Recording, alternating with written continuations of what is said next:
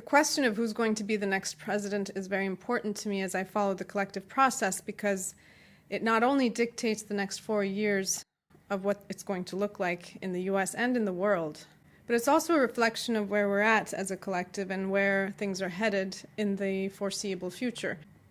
For the life of me, I cannot see either candidate as the person who will be president for the next 4 years. And even though with every day that passes it seems like that's more so the case, we're also 49 days away from the election. That does not escape me. I do not know how it would be so that neither candidate would be the president. I just know that it seems like they're not going to be able to. The spokeswoman for the Russian Foreign Ministry apparently likened our situation to the Titanic 15 minutes away from sinking. And I happen to agree. That's what it looks like. And that's why I'm saying in my title for this video that it seems like we're at a critical turning point.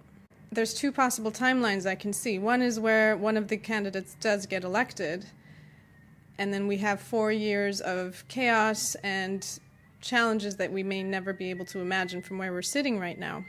Or we have done enough unconscious work since 2020, because I will talk in other videos probably about the significance of what surfaced in the collective with the pandemic and the years following it.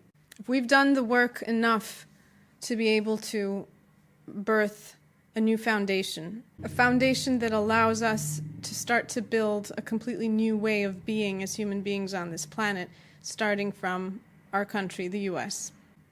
I'm convinced that that's going to happen regardless. It's a matter of time. But when exactly is it going to happen, and when is it going to surface into the mainstream and become visible to everyone? That's the part I don't know. All I know is that we are at a turning point, and this is also supported astrologically with the eclipses that are coming up that I will talk about in an upcoming video.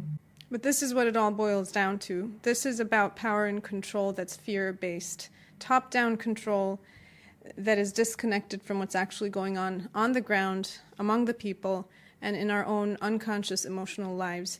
That disconnect is what is going to end eventually on this planet. And we have done so much work in the past 4 years, and there's reason to believe that we might be shifting into a completely new way of understanding things and carrying out our lives in the near future.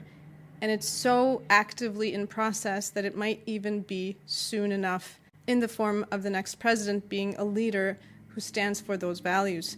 We shall see. I'm excited to be alive in these times, but it is intense, so I'll talk to you later. If it looks like I'm really tired, that's only because I am.